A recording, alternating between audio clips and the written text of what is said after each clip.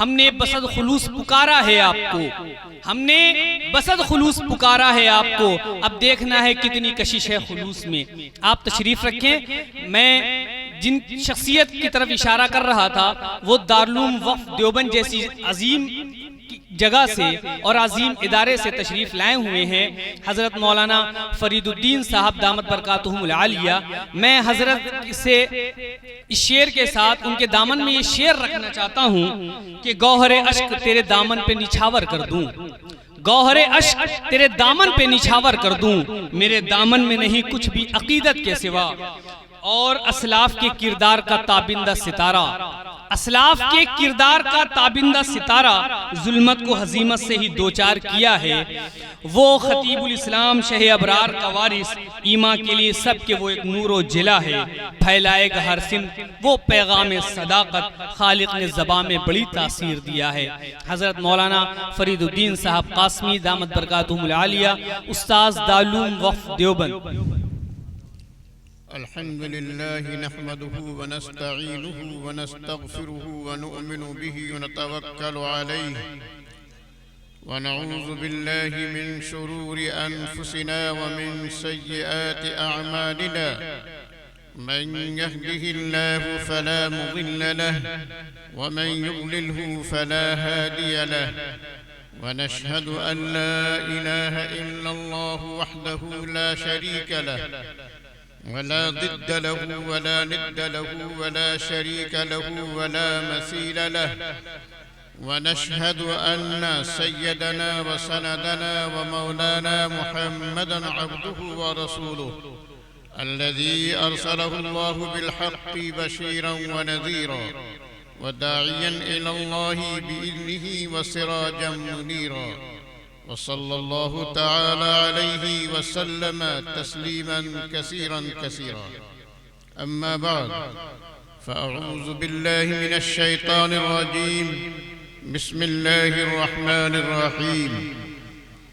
إنا عرضنا الأمانة على السماوات والأرض والجبال فأبين أن يحملنها وأشفقن منها وحملها الإنسان إنه كان ظلوما جهولا، صدق الله العظيم۔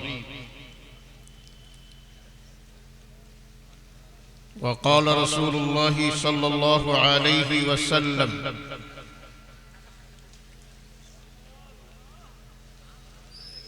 إن الله يرفع بهذا الكتاب أقواما ويضع به آخرين، أو كما قال رسول الله صلى الله عليه وسلم۔ بزرگان محترم، آج کی یہ مجلس، بلکہ کل سے یہ مجلس منعقد ہوئی ہے اور آپ حضرات سنتے چلے آ رہے ہیں۔ حضرات علماء کرام تشریف لاتے رہے اور آپ کے سامنے کتاب و سنت کی باتیں بتاتے رہے، اور در حقیقت اس مجلس کی رونق یہ طلباء عزیز ہیں جن کے سروں پر آپ دستار فضیلت دیکھ رہے ہیں۔ ان بچوں نے قرآن کریم کو اپنے سینے پہ محفوظ کیا ہے۔ یہ کوئی معمولی بات نہیں ہے، نہایت ہی اہم اور نہایت ہی عظمت کی بات ہے، اس لیے کہ اللہ جل شانہ اس دولت سے جسے چاہتا ہے نوازتا ہے، اور کتنے لوگ ایسے ہیں جو لوگ اس نعمت سے محروم رہتے ہیں۔ صرف ذہن کا ہونا ہی کافی نہیں، بسا اوقات لوگ ذہین ہوتے ہیں، حافظہ بھی ہوتا ہے، لیکن قرآن کریم کے حفظ سے مالا مال نہیں ہو پاتے۔ یہ در حقیقت اللہ تعالیٰ کا عطیہ ہے، اللہ تعالیٰ کی نعمت ہے۔ کتنے اللہ والے اہل علم ایسے گزرے ہیں کہ حافظہ ہونے کے باوجود حافظ قرآن نہ ہو سکے، اور ایک غبی طالب علم ہے، وہ غبی طالب علم محنت کرتا رہا، ایک وقت آتا ہے اللہ نے اس کی محنت قبول فرمائی اور وہ حفظ قرآن کی دولت سے مالا مال ہو گیا۔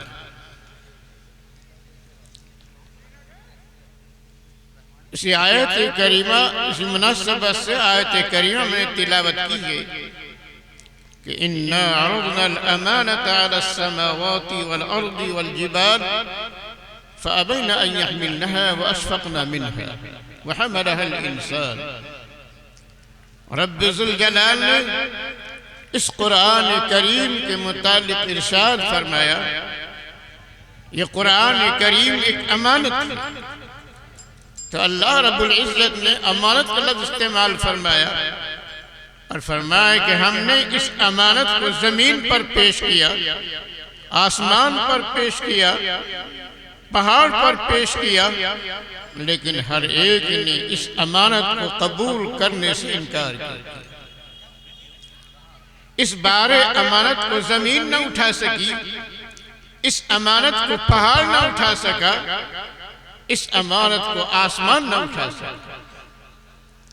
آسمان کا انکار، پہاڑ کا انکار، زمین کا انکار کسی تمرد کی بنا پر نہیں، انکار اپنی عاجزی کی بنا پر تھا، اپنی کمزوری کی بنا پر تھا، ورنہ کیا مجال کا حکم خداوندی سے کوئی انکار کر لے، اور سرکشی کے طور پر انکار کر لے، اس پر کسی کی مجال نہیں ہوتی۔ لیکن آسمان نے انکار کیا، پہاڑ نے انکار کیا، زمین نے انکار کیا، اور انکار اس معنی کر یہ کیا ہے کہ رب ذوالجلال ہمارے اندر یہ سکت نہیں ہے، ہمارے اندر یہ طاقت نہیں ہے کہ اس بار امانت کو اٹھا سکے۔ آسمان کی قوت اپنی جگہ، پہاڑ کی قوت اپنی جگہ، زمین کی قوت اپنی جگہ،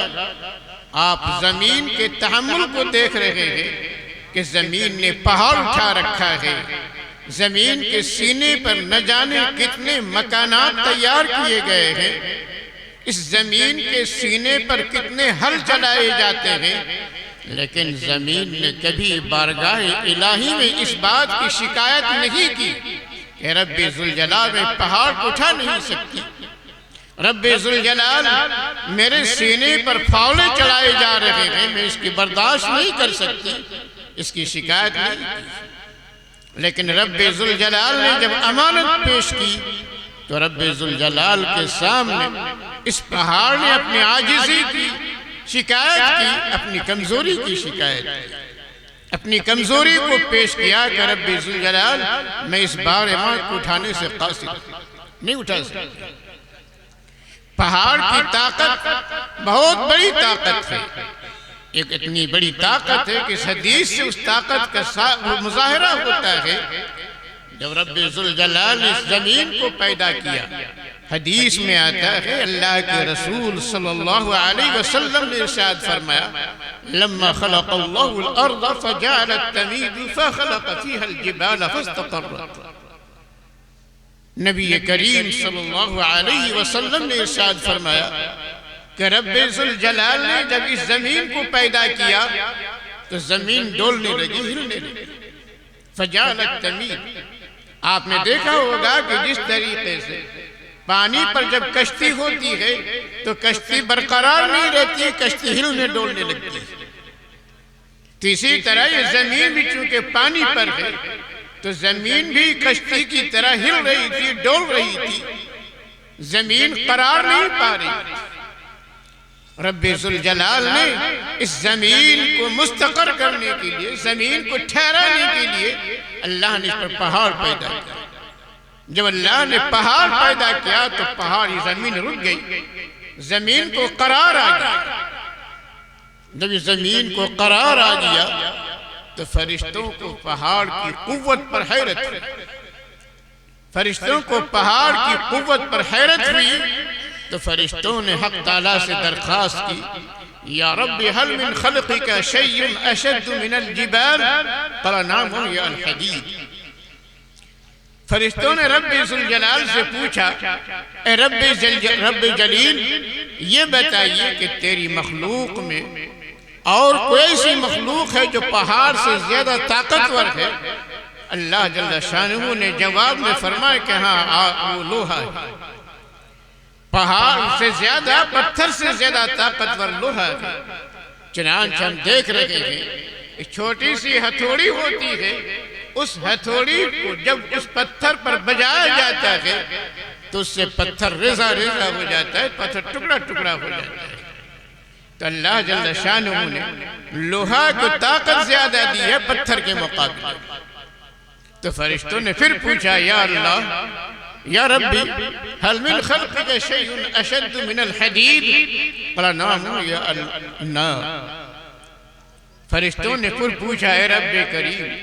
کیا اس لوہے سے زیادہ کوئی طاقتور مخلوق ہے؟ اللہ نے فرمایا کہ ہاں ہم نے اس لوہے سے زیادہ طاقتور مخلوق پیدا کی ہے اور وہ ہے آگ. آپ نے دیکھا ہوگا کہ لوہار کی یہاں آپ لے جاتے ہیں، ہتھیار لے جاتے ہیں، درانتی لے جاتے ہیں اور کوئی چیز لے جاتے ہیں، وہ لوہار اسے تپاتا ہے اور تپانے کے بعد موم جیسا نرم کر دیتا ہے. تو معلوم آگ کے اندر اتنی طاقت ہے کہ آگ کو پگھلا کر رکھتے. تو آگ اس لوہے کو پگھلا کر رکھ دیتی ہے. آگ میں اللہ نے اتنی طاقت رکھی.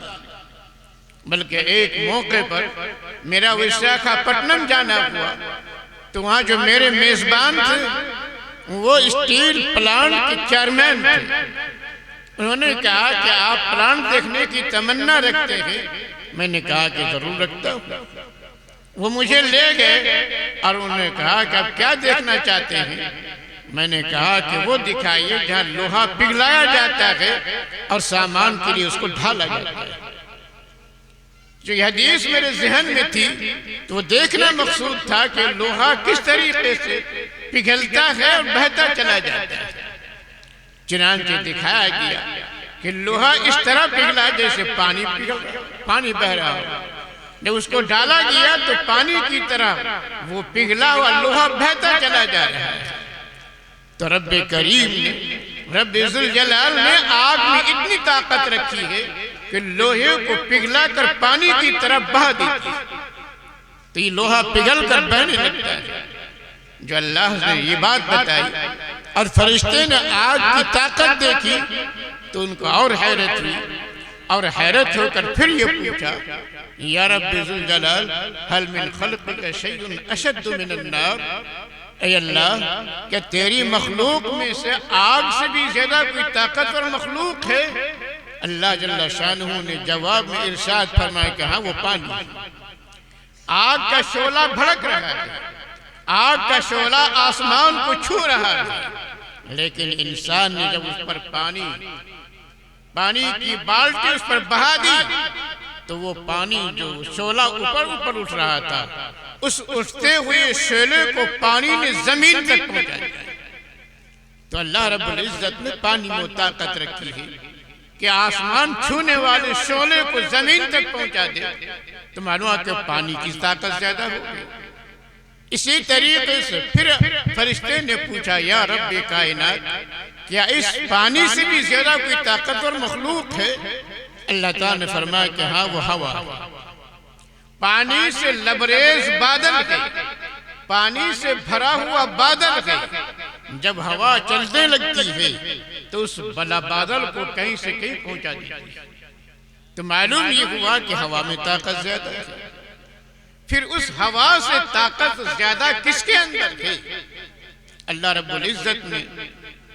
کس چیز میں طاقت رکھی ہے؟ نبی کریم صلی اللہ علیہ وسلم نے ارشاد فرمایا سب سے بڑی طاقت وہ صدقہ ہے. جب مومن اللہ کے راستے میں صدقہ کرتا ہے اور اس خلوص کے ساتھ صدقہ کرتا ہے کہ دائیں ہاتھ سے دے رہا ہے بائیں ہاتھ کو خبر نہیں. اخلاص کے ساتھ صدقہ کر رہا ہے، اس صدقہ کی طاقت سب سے زیادہ ہے، اور اس قدر کا طاقت ہے کہ نبی کریم صلی اللہ علیہ وسلم نے صدقہ کی طاقت کو بیان فرمایا کہ الصدقۃ تدفع غضب الرب۔ صدقہ ایسی طاقتور چیز ہے کہ صدقہ اللہ کے غضب کو ٹھنڈا کر دیتا ہے۔ دنیا کی کوئی طاقت نہیں، نہ پہاڑ کی طاقت، نہ تو ہوا کی طاقت، نہ پانی کی طاقت، نہ آگ کی طاقت، نہ کوئی طاقت ایسی ہے جو اللہ کے غضب کو ٹھنڈا کر سکتی ہے۔ اگر طاقت ہے تو صدقہ کی طاقت ہے۔ صدقہ کی طاقت ایسی طاقت ہے کہ رب کریم کے غضب کو ٹھنڈا کر دیتی ہے۔ آپ یہ مدارس چلا رہے تھے، ان مدارس کے لیے آپ صدقات جاری کر رہے تھے، صدقات دے رہے تھے۔ ان صدقات کو معمولی نہ سمجھا جائے کہ ان صدقات کے ذریعے سے اللہ کے غضب کو ٹھنڈا کیا جائے۔ اسی طریقے سے یہ مدارس خود صدقہ جاریہ ہے۔ ایک مومن مدرسہ قائم کرتا ہے، مسجد قائم کرتا ہے، اسی طریقے سے مدرسے میں دستگاہیں تیار کرتا ہے، اور دنیا سے وہ گزر جاتے ہیں، لیکن ان کو اس کا ثواب ملتا رہتا ہے۔ حدیث میں آتا ہے اللہ کے رسول صلی اللہ علیہ وسلم نے ارشاد فرمایا اذا مات الانسان انقطع عنه عمله الا بثلاث او صدقة جاریة او علم صالح يدعو له او علم ينتفع به او كما قال رسول اللہ صلی اللہ علیہ وسلم۔ ہم سب کے آقا محمد الرسول اللہ صلی اللہ علیہ وسلم نے ارشاد فرمایا کہ جب انسان دنیا سے گزر جاتا ہے تو عمل کا سلسلہ منقطع ہو جاتا ہے۔ جب عمل کا سلسلہ منقطع ہو جاتا ہے تو ظاہر ہے کہ نیکی کا سلسلہ منقطع ہو جاتا ہے۔ جب عمل نہیں تو نیکی نہیں، لیکن وہی مومن دنیا میں ایک ایسا عمل کر کے جاتا ہے، ایسا کام کر کے جاتا ہے، کام کا سلسلہ اگرچہ بند ہو جاتا ہے، کام اگرچہ منقطع ہو جاتا ہے، لیکن نیکی کا سلسلہ جاری رہتا ہے، نیکی کا سلسلہ ختم نہیں ہوتا۔ ایک صدقہ جاریہ ہے، مدرسہ تعمیر کر دیا، مدرسے میں کمرہ تعمیر کر دیا، مسجد تعمیر کر دی، مسجد کے لیے اور پیسے لگا دیے۔ اسی طریقے سے فرمایا گیا کہ ایسا صدقہ جاریہ ہے، جب تک یہ مدرسہ جاری رہے گا، اس میں الف با بھی اگر پڑھایا جائے گا تو بنانے والے کو اس کا صدقہ ملے گا۔ جبکہ قرآن کریم کی تلاوت کی جاتی ہے، حدیث رسول صلی اللہ علیہ وسلم کا درس دیا جاتا ہے، مسجد کے منارے سے اللہ اکبر کی صدائیں گونجتی رہتی ہے۔ اگرچہ دنیا دینے والے، مسجد بنانے والے دنیا سے گزر گئے اور ان کا جسم مٹی میں مل گیا ہے، لیکن ان کو اس کا ثواب ملتا رہتا ہے۔ جب تک مسجد کے منارے سے اللہ اکبر کی صدائیں گونجتی رہیں گی اور مسجد میں نمازیں ادا کی جاتی رہیں گی، ان کو ثواب ملتا رہے گا۔ تو معلوم ہوا کہ عمل تو کیا گیا لیکن کرنے والا چلا گیا، اس کا کوئی عمل جاری نہیں رہا، لیکن یہ ایسا عمل چھوڑ کر گیا ہے کہ دنیا سے جانے کے باوجود، عمل کا سلسلہ منقطع ہونے کے باوجود ان کو اس کا ثواب ملتا رہتا ہے، ثواب ملتا رہتا ہے، اور جب تک دنیا قائم رہے گی ثواب اس کو ملتا رہے گا۔ یہ صدقہ جاریہ ہے، یہی صدقہ جاریہ ہے جس کے متعلق نبی کریم صلی اللہ علیہ وسلم نے ہمیں اس بات کی بشارت دی ہے کہ صدقہ تدفع غضب الرب، کہ صدقہ اللہ کے غضب کو، اللہ کے غصے کو ٹھنڈا کر دیتا ہے۔ تو زیادہ ضرورت اس بات کی گئی کہ خاص کر اس وقت جس حالات حاضرہ سے متعلق ہم سے پہلے مولانا عظیم اللہ صاحب دامت برکاتہم نے حالات سے آپ کو متنبع کیا، شاعر صاحب نے آپ کو بتایا کہ آپ کون ہیں، آپ نے کس طریقے سے اس ملک کی تعمیر کی ہے، لیکن آج ہمیں سے یہ کہا جاتا ہے کہ یہ ملک تمہارا نہیں، یہ ملک تمہارا نہیں۔ ظاہر ہے کہ آج ایسے موقع پر اللہ کے غضب کو زیادہ سے زیادہ ٹھنڈا کرنے کی ضرورت ہے، اللہ کے غضب کو مٹانے کی ضرورت ہے۔ اور وہ مٹانے کا بہترین درجہ ہے، بہترین طریقہ صدقہ کرنا۔ معلوم یہ ہوا کہ اللہ کے رسول صلی اللہ علیہ وسلم نے ہم اس بات کی بشارت دی ہے، الصدقہ تطفئ غضب الرب، کہ صدقہ اللہ کے غصے کو ٹھنڈا کر دیتا ہے۔ اسی طریقے سے فرمایا کہ دوسری چیز کیا ہے؟ دوسری چیز یہ ہے کہ انسان دنیا سے جاتا ہے، ایک مومن دنیا سے جاتا ہے لیکن نیک اولاد چھوڑ کر جاتا ہے، اور جو اولاد نیک ہوتی ہے تو اپنے والدین کو فراموش نہیں کرتی، اپنے والدین کو فراموش نہیں کرتی، والدین کے لیے دعائیں مغفرت کرتی رہتی ہے، بلکہ تقاضا ہے، والدین کا حق ہوتا ہے کہ ایک نیک اولاد جب تک زندگی ان کی باقی ہے اپنے والدین کی دعائیں کرتا ہے۔ قرآن کریم نے ہمیں اس بات کی تعلیم دی، رب ارحمہما کما ربیانی صغیرا، یہ دعا کرتے رہو والدین کے لیے، اے رب کائنات، اے رب کریم، تو میرے ماں باپ پر اس طرح رحم کا معاملہ فرما، کرم کا معاملہ فرما، ان کے ساتھ نہایت بہترین سلوک فرما جس طریقے سے میرے والدین نے میرے بچپن میں میرے ساتھ کیا ہے۔ ظاہر ہے کہ آپ جانتے ہیں ایک ماں اپنے بچے پر کس طرح کا سلوک کرتی ہے، ایک ماں اپنے بچے کے ساتھ کس طرح کا برتاؤ کرتی ہے۔ حدیث میں آتا ہے ام المؤمنین حضرت عائشہ رضی اللہ تعالی عنہ فرماتی ہیں کہ جاءت امرأۃ الی عائشہ رضی اللہ تعالی عنہ، ایک خاتون حضرت ام المؤمنین عائشہ کے پاس آتی ہیں اور کچھ کھانے کا سوال کرتی ہیں۔ حضرت ام المؤمنین کے پاس بھی اس وقت کوئی چیز موجود نہیں سوائے چند کھجور تھے۔ ام المومنین حضرت عائشہ رضی اللہ تعالی عنہ نے 2 کھجوریں اس خاتون کو دی۔ اس خاتون نے کیا کیا؟ خود بھوکے رہ کر کے ان کے پاس جو 2 بچے تھے، ایک کھجور ایک بچے کو دے دی، ایک کھجور دوسرے بچے کو دے دی۔ تو ماں کا معاملہ اولاد کے ساتھ یہ ہوتا ہے، خود بھوکے رہ جاتی ہے لیکن اولاد کو کھلا کر اس کے دل کو سکون مل جاتا ہے،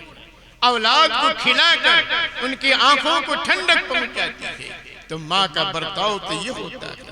ماں اپنے اولاد کے ساتھ کیا کیا سلوک کرتی ہے ہم جوان ہو کر بھول جاتے ہیں، فراموش کر جاتے ہیں۔ سردی کی راتیں ہیں، بچے نے پیشاب کر دیا ہے،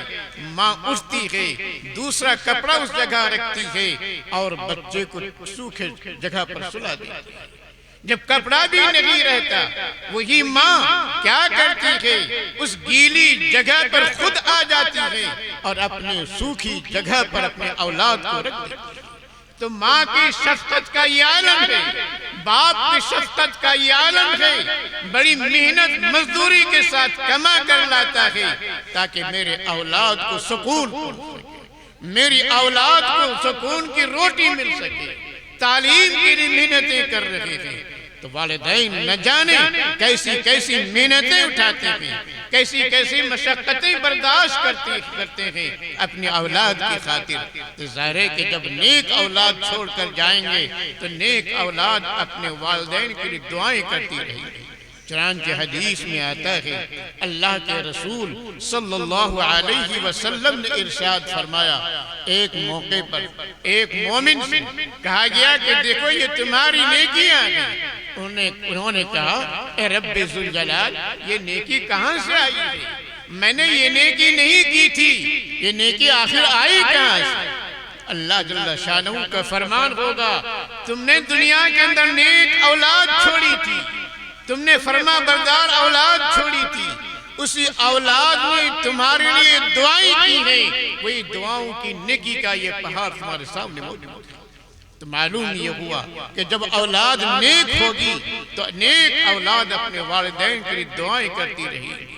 اس سے معلوم یہ ہوتا ہے والدین کی ذمہ داری ہوتی ہے کہ اپنے والدین کے اپنے اولاد کی تعلیم و تربیت کرے، یہ حافظ قرآن ہے۔ حدیث میں ہم سب کے آقا محمد الرسول اللہ صلی اللہ علیہ وسلم ارشاد فرمایا من قرأ القرآن وأحل حلاله وحرم حرامه، ایک وہ شخص جس نے قرآن کریم کو پڑھا، قرآن کریم کو حفظ کیا اور قرآن کریم کے حلال کردہ چیزوں کو حلال ہونے کا عقیدہ رکھا، قرآن کے حرام کردہ چیزوں کو حرام ہونے کا عقیدہ رکھا، یہ چیز حلال ہے، یہ حرام ہے، جس کو قرآن نے حلال کہہ دیا وہ حلال ہے، جس کو قرآن نے حرام کہہ دیا حرام۔ چنانچہ جب مسلم پرسنل لا بورڈ کا پہلا اجلاس بمبئی کے اندر ہوا تھا، اس موقع پر بھی مطالبہ یہ تھا کہ قرآنی قوانین کے اندر تبدیل کی جائے، لیکن ہمارے اکابر نے اس اجلاس میں یہ کہا تھا کہ قرآن کریم کے قوانین میں ترمیم ہو نہیں سکتی، قرآن کریم کے قوانین میں تبدیل ہو نہیں سکتی۔ جب قرآن کریم کے قوانین کو وہ ذات اقدس بدل نہیں سکتی جس پر قرآن کریم نازل ہو رہا ہے۔ رسول اللہ صلی اللہ علیہ وسلم ایک موقع پر آپ نے اپنے لیے شہد کو حرام کر دیا، آیات کریمہ نازل ہو جاتی ہے یا ایھا النبی لما تحرم ما احل اللہ لک تبتغی مرضات ازواجک۔ نبی کریم صلی اللہ علیہ وسلم نے شہد کو اپنے لیے حرام کر دیا، اللہ نے آیت کریمہ نازل کر دی اے نبی، اے محمد صلی اللہ علیہ وسلم، جس چیز کو میں نے آپ کے لیے حلال کیا آپ کیسے اس کو حرام کر سکتے ہیں؟ تو معلوم یہ ہوا قرآن کریم میں جس چیز کو اللہ نے حلال کر دیا ہے دنیا کی کوئی چیز اس کو حرام نہیں کر سکتی، کوئی طاقت حرام نہیں کر سکتی۔ جس چیز کو قرآن نے حرام کر دیا دنیا کی کوئی طاقت اس کو حلال نہیں کر سکتی۔ تو ظاہر ہے کہ قرآنی قوانین کو کوئی تبدیل نہیں کر سکتا ہے۔ ہمارے اکابر نے، ہمارے اسلاف نے اس وقت یہ ہمت کے ساتھ، جرأت کے ساتھ یہ بات کہی تھی کہ سنو، قرآن کی قوانین میں تبدیلی نہیں آ سکتی ہے، قرآن کی قوانین میں ترمیم نہیں ہو سکتی، ہاں اسی وقت ترمیم ہوگی جب تمہارے گھوڑوں کے سم ہمارے جسموں کو رون کر چلا جائے، اس سے بغیر ترمیم نہیں ہو سکتی۔ گویا کہ چیلنج تھا، ہمارے اکابر نے وہ چیلنج دیا ہے۔ مسلمانوں، آج ہم انہی اکابر کے خون، آج ہمیں بھی وہی جرأت رکھنے کی ضرورت ہے، بزدل بننے کی ضرورت نہیں، اللہ سے رجوع کرنے کی ضرورت ہے، اور رجوع کرنے کے ساتھ ساتھ اللہ سے ہمت و حوصلہ مانگنے کی ضرورت ہے۔ بزدل کی کیفیت کا حال یہ ہے کہ صحابہ کرام سوچتے تھے کہ مومن بزدل نہیں ہو سکتا، مومن بخیل نہیں ہو سکتا۔ چنانچہ حدیث ہے ان صفوان ابن سلیم رضی اللہ تعالی عنہ قال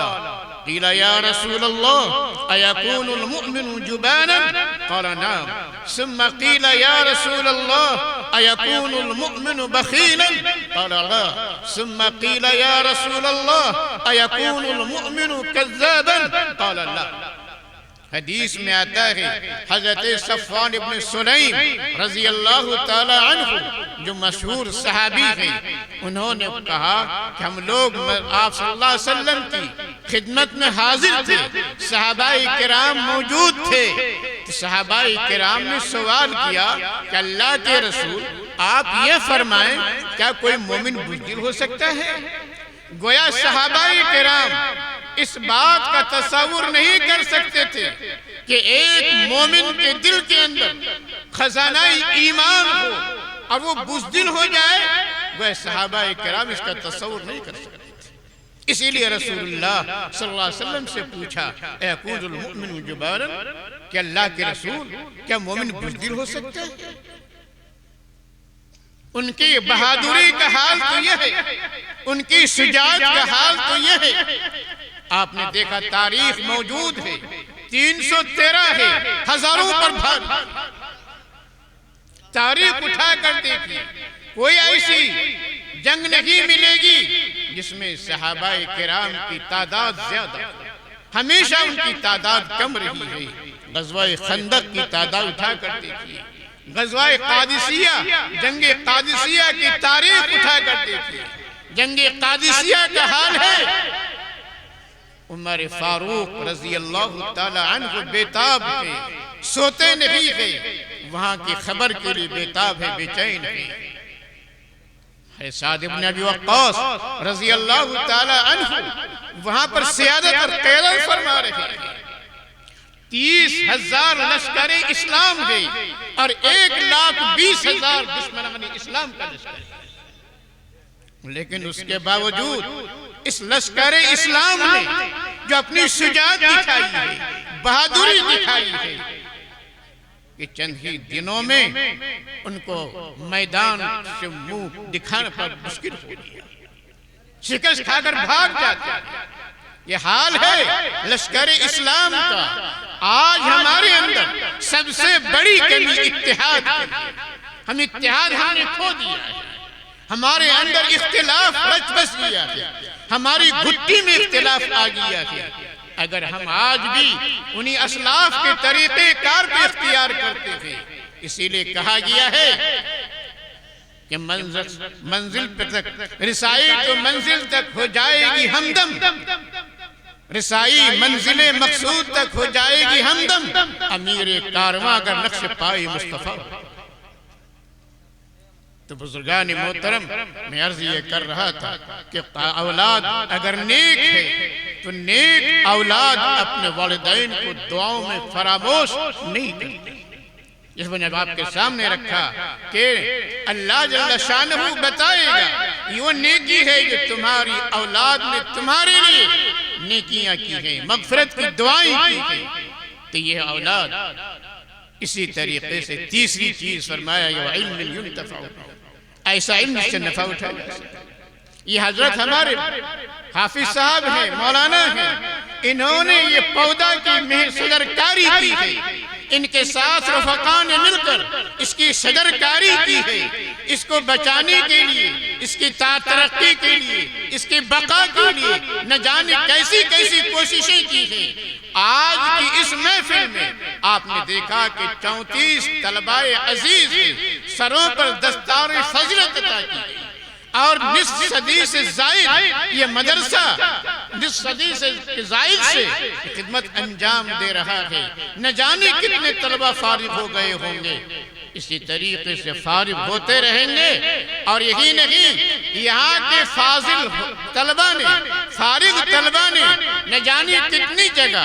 مدارس قائم کیے ہیں اور طلبہ کو دین کی تعلیم دے رہے ہیں۔ اسی طرح تعلیم کا سلسلہ قیامت تک جاری رہے گا، اور آپ بھی اس ادارے کے باغبان ہیں، اس ادارے کے باغبان کو اس کا ثواب ملتا رہے گا۔ معلوم ہوا کہ یہ علم ہے جس سے نفع خود بھی حاصل کیا، دوسروں تک کو پہنچایا ہے۔ تو نبی کریم صلی اللہ علیہ وسلم نے ارشاد فرمایا کہ یہ 3 دنیا سے انسان گزر جاتا ہے، لیکن گزر جانے کے باوجود ان کے اندر نیکی کا سلسلہ باقی رہتا ہے۔ عمل منقطع بھلے ہو جاتا ہے، لیکن نیکی کا سلسلہ جاری رہتا ہے۔ تو میں حدیث آپ کے سامنے نوٹ کی تھی، اس بات پر بات آئی کہ صدقہ وہ کیا ہے کہ انسان کا جب صدقہ کرتا ہے تو صدقہ اللہ کے غضب کو ٹھنڈا کر دیتا ہے، اللہ کے غضب کو ٹھنڈا کر دیتا ہے۔ اسی لئے زیادہ سے زیادہ صدقہ دینے کی ضرورت ہے، اولاد کی تعلیم و تربیت کی ضرورت ہے، مدرسہ کے ارتقاء اور مدرسہ کے باقی رکھنے کی ضرورت ہے، مساجد کی تعمیر کی ضرورت ہے۔ تب مساجد سے یہی مدرسے ہیں، اگر مدرسے نہ ہوتے اور دارالعلوم دیوبند کی بنیاد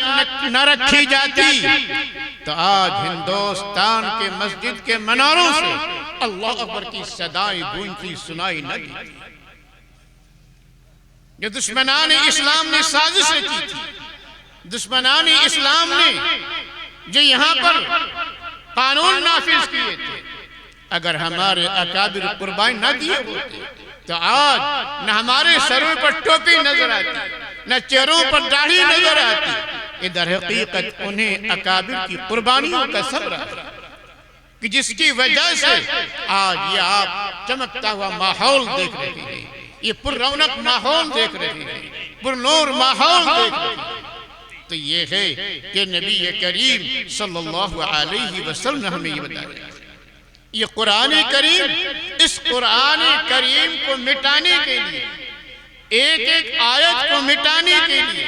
نہ جانے کیسی کیسی کوششیں کی گئی، کیسی کیسی سازشیں کی گئی، لیکن قرآن کریم نے اعلان کر دیا وَإِن كُنتُمْ فِي رَيْبٍ مِّمَّا نَزَّلْنَا عَلَىٰ عَبْدِنَا فَأْتُوا بِسُورَةٍ مِّن مِّثْلِهِ وَادْعُوا شُهَدَاءَكُم مِّن دُونِ اللَّهِ إِن كُنتُمْ صَادِقِينَ۔ اے باشندگان عرب اور باشندگان عرب ہی نہیں، پوری دنیا کی انسانیت اس بات کا چیلنج کیا گیا، تحدی کی گئی ہے، کیا اگر تمہیں اس بات کا شک ہے کہ یہ اللہ کا کلام نہیں ہے تو آؤ اس جیسی کوئی چھوٹی صورت لا کر دکھا دو، فَأْتُوا بِسُورَةٍ مِّن مِّثْلِهِ، کوئی چھوٹی صورت لا کر دکھا دو۔ سورہ بقرہ تو بہت دور کی بات ہے، سورہ فاتحہ کی مثال لا کر دکھا دو، سورہ تبت یدا کی مثال لا کر دکھا دو۔ نہیں، سب سے چھوٹی سورت قرآن کریم کے اندر اِنَّا أَعْطَيْنَاكَ الْكَوْثَرَ فَصَلِّ لِرَبِّكَ وَانْحَرْ إِنَّ شَانِئَكَ هُوَ الْأَبْتَرُ، قرآن کریم کی صورتوں میں سب سے چھوٹی صورت، لاؤ اس طرح کی صورت لا کر دکھا، فَأْتُوا بِسُورَةٍ مِّن مِّثْلِهِ، اس طرح کی صورت لا کر دکھا، وَادْعُوا شُهَدَاءَكُم مِّن دُونِ اللَّهِ، اور اللہ کے سوا، اللہ کو چھوڑ کر تم اپنے تمام ساتھیوں کو لا کر، اپنے دوستوں کو لا کر جمع کر دو، اور جس ذات گرامی پر ہم نے اس قرآن مقدس کو نازل کیا اگر وہ بھی شامل ہو جائے تو قرآن کی مثال نہیں لا سکتے۔ یہ ایسی عجیب اور ایسی بے مثال کتاب ہے، ایسی البیلی کتاب ہے کہ اس کی مثال دنیا کی کوئی طاقت نہیں لا سکتی۔ یہ چیلنج اس وقت بھی تھا، آج بھی ہے اور کل بھی رہے، لیکن کوئی طاقت مثال نہیں لا سکتی، نہ لا سکتی ہے، جو رہتی دنیا تک کوئی اس قرآن کریم کی مثال نہیں لا سکتی۔ ایک موقع پر جس وقت عمر ابن عبدالعزیز کا دور ہے، ان کے دور میں اس علاقے کے لوگ آ رہے ہیں جہاں حضرت موسیٰ علیہ السلام اور حضرت خضر علیہ السلام دونوں حضرات گئے ہیں، لیکن وہاں کے لوگوں نے ان دونوں کی میزبانی سے انکار کر دیا، مہمان نوازی سے انکار کر دیا۔ قرآن کریم نے اس کو اس طرح بتایا گیا ہے فَأَبَوْا أَن يُضَيِّفُوهُمَا، لوگوں نے ان دونوں کے مہمان نوازی سے انکار کر دیا۔ وہاں کے لوگ حضرت عمر ابن عبدالعزیز رحمت اللہ علیہ کے دور میں آتے ہیں اور آ کر 70 اونٹ لاتے ہیں، اور 70 کے 70 اونٹ سونے جواہرات سے لدے ہوئے ہیں اور دوسری نعمتوں سے لدے ہوئے ہیں، اور آ کر عمر ابن عبدالعزیز سے کہا ہم آپ کے لیے ہدایہ لے کر آئے ہیں، لیکن ہماری درخواست ہے اگر یہ درخواست منظور ہو تو یہ ہدایہ آپ کے لیے ہے۔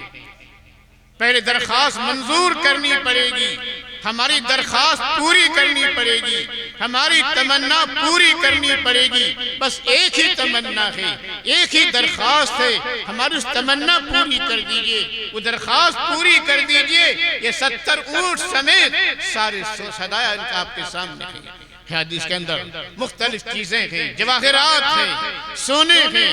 اور مختلف اس کے اندر چیزیں موجود ہیں، بڑی قیمتی سامان آپ کے لیے ہے، بس ایک ہماری درخواست ہے۔ عمر ابن عبدالعزیز نے کہا کہ ٹھیک ہے بتاؤ تمہاری وہ کون سی تمنا ہے، کون سی درخواست ہے کہ تم نے اس درخواست کے لیے اور یہ ہدایہ تم نے پیش کیے ہیں اس کے لیے شرط لگائی ہے کہ درخواست ہماری منظور کرنی پڑے گی، وہ کون سا تمہارا خیال ہے، وہ کون سی درخواست یہ تو بتاؤ۔ انہوں نے کہا کہ قرآن کریم سورہ کہف کے اندر آیت کا ایک آیت ہے، آیت کا ٹکڑا ہے، ہم 16 پارے کے شروع کے اندر ہے، وہ یہ ہے فَأَبَوْا أَن يُضَيِّفُوهُمَا۔ لوگوں نے ان دونوں حضرات کی مہمان نوازی سے انکار کر دیا۔ صرف ایک اتنا کام کرنا ہے کہ با کا نقطہ اٹھا کر اوپر لگا دیجیے، ایک نقطہ اور لگا دیجیے، اب کیا ہو جائے گا فَأَتَوْا أَن يُضَيِّفُوهُمَا، بس ذرا سی تربیب، فَأَتَوْا أَن يُضَيِّفُوهُمَا۔ اب لوگوں نے خوب تواضع کی، خوب میزبانی کی، بس اتنا سا کام کر دیجیے، کوئی بڑا کام نہیں ہے، زبر زیر بھی نہیں بدلنا ہے، بس ایک نقطہ لگانا ہے اور با کا نقطہ اٹھا کر اوپر کر دینا ہے، یہ کرنا ہے۔ عمر ابن عبدالعزیز نے جواب دیا یہ تمہارے اونٹ تم کو مبارک ہو، یہ سارا ہدیہ تم کو مبارک ہو، یہ جواہرات تم کو مبارک ہو، تم نے یہ کام معمولی سمجھا ہے، آسان سمجھا ہے، یہ ہو نہیں سکتا۔ اگر تم یہ کہتے کہ جبل احد جب ہے، اگر اس پہاڑ کو احد پہاڑ کو تم کہتے کہ یہاں سے منتقل کر کے دوسری جگہ منتقل کر دو، یہ احد پہاڑ منتقل ہو سکتا تھا، یہ نقطہ منتقل ہو نہیں سکتا۔ یہ ہے قرآن کریم کی حفاظت، اِنَّا نَحْنُ نَزَّلْنَا الذِّكْرَ وَإِنَّا لَهُ لَحَافِظُونَ۔ ہم نے ہی اس قرآن کریم کو نازل کیا ہے اور اس کی حفاظت بھی ہماری ذمہ ہے، ہم حفاظت کریں گے۔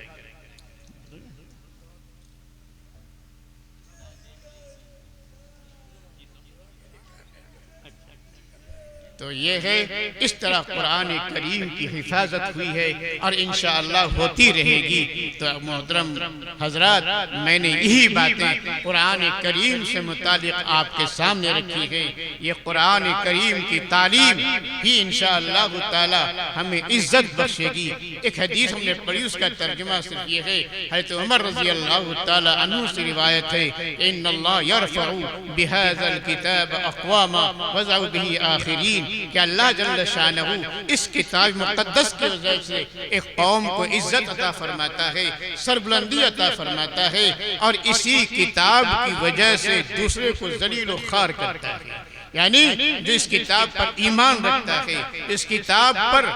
عمل کرتا ہے، اس کی تلاوت کرتا ہے، اس کا احترام کرتا ہے، اس کی عظمت اس کے سنوں کے اندر ہے، تو اللہ تعالیٰ سربلندی عطا فرماتا ہے۔ اور جو قرآن پر ایمان نہیں رکھتا، قرآن پر عمل نہیں کرتا، احکام پر عمل نہیں کرتا، تو ذلیل و خوار ہوتا ہے۔ اس لیے بزرگان محترم ہمیں کثرت سے قرآن کریم کو پڑھنے کی ضرورت ہے اور عقیدہ رکھنا ہے۔ اللہ نے جس چیز کو حلال کیا ہے وہ حلال ہے، جس چیز کو حرام کیا ہے وہ حرام ہے۔ اسی طریقے سے قرآن کریم کی تلاوت، قرآن کریم کے احکام پر عمل، تو انشاءاللہ تعالی ہمیں سربلندی حاصل ہوتی رہے گی۔ اور جو قرآن کریم پر کیچڑ اچھالتے ہیں، جو قرآن کریم کی عظمت کو پامال کرتے ہیں، قرآن کریم کے تقدس کو پامال کرتے ہیں، وہ رسوا اور ذلیل ہو کر وہ قوم رہے گی، وہ قوم ذلیل و خوار ہو کر رہے گی۔ اللہ رب العزت ہم سب کو قرآن کریم پڑھنے، سمجھنے، اس کی تلاوت کرنے اور قرآن کریم کے احکام پر عمل کرنے کی توفیق عطا فرمائے۔ وآخر دعوانا الحمدللہ رب العالمین۔ اللہم انت السلام منک السلام تبارکت یا ذا الجلال والإکرام۔ اللہم انا نسألک بأنک انت اللہ لا إله إلا أنت الأحد الصمد الذي لم يلد ولم يولد ولم يكن له كفوا أحد۔ اللهم إنا نسألك بأن لك الحمد لا إله إلا أنت الحنان المنان بديع السماوات والأرض يا ذا الجلال والإكرام۔ بديع السماوات والأرض يا ذا الجلال والإكرام يا حي يا قيوم نسألك يا حي يا قيوم نسألك اللهم اهدنا فيمن هديت وعافنا فيمن عافيت وتولنا فيمن توليت وبارك لنا فيما أعطيت وقنا شر ما قضيت إنك تقضي ولا يقضى عليك إنه لا يذل من واليت ولا يعز من عاديت تباركت ربنا وتعاليت ونستغفرك ونتوب إليك وصلى الله على النبي الكريم اللهم أعز الإسلام والمسلمين اللهم انصر الإسلام والمسلمين اللهم اصلح ذات بينهم وانصرهم على أعدائك وأعدائنا في الدين اللهم انصر عساكر المسلمين حيث كان إنك على كل شيء قدير اللهم أذل الكفار والمشركين اللهم لعن الكفرة المشركين اللهم لعن الكفرة المشركين اللهم زلزل أقدامهم اللهم شتت شملهم اللهم فرق جمعهم اللهم فرق جمعهم اللهم مزقهم كل ممزق اللهم مزقهم كل ممزق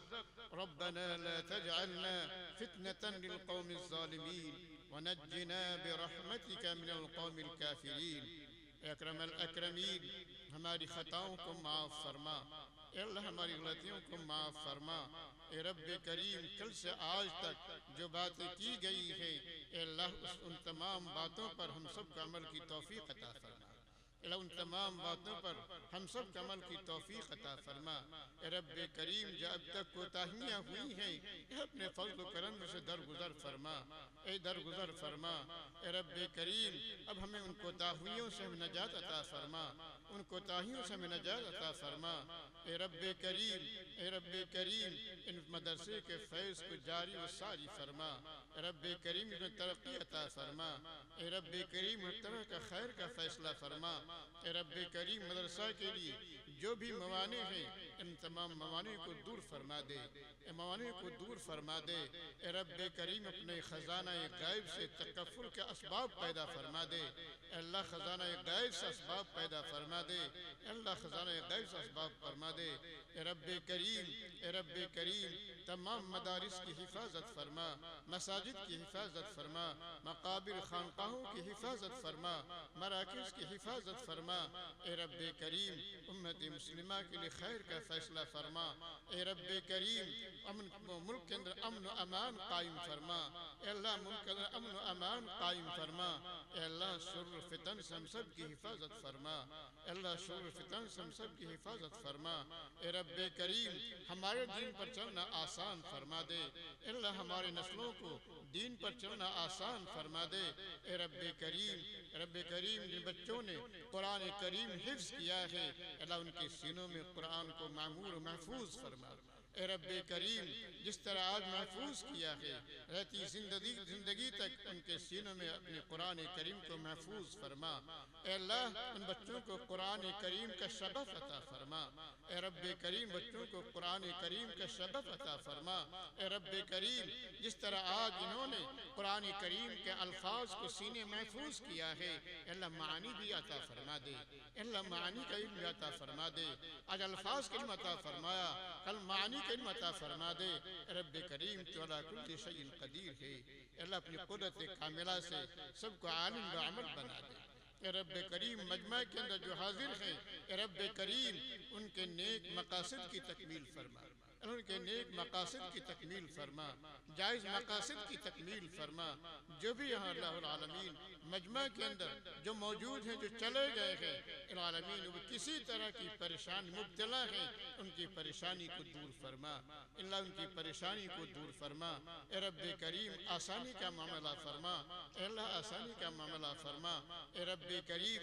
رب کریم تمام مریضوں کو شفا عطا فرما اے اللہ تمام مریضوں کو شفا عطا فرما اے رب کریم مرحومین کی مغفرت فرما مرحومین کی مغفرت فرما اے رب کریم تو کریم ہے تو اے اللہ ہم خطا کار ہے تو امرزگار ہے اللہ ہم سے خطائیں ہو گئی ہیں لیکن تو بخشش کرنے والا ہے اے رب کریم ہمارے گناہوں کو نہ دیکھ اپنے فضل و کرم کو دیکھ اے رب کریم ہمارے گناہوں سے بڑھ کر تیرا فضل و کرم ہے، اللہ فضل و کرم فرما، اللہ فضل و کرم فرما، اے رب کریم ہم سب کے لیے رب العالمین خیر کا فیصلہ فرما، ملک کے لیے خیر کا فیصلہ فرما، اللہ امن کا فیصلہ فرما، اے رب کریم ہر طرح خیر کا فیصلہ فرما، اے رب کریم تو کرم کا معاملہ فرما، ربنا تقبل منا انك انت السميع العليم وتب علينا انك انت التواب الرحيم، سبحان ربك رب العزة عما يصفون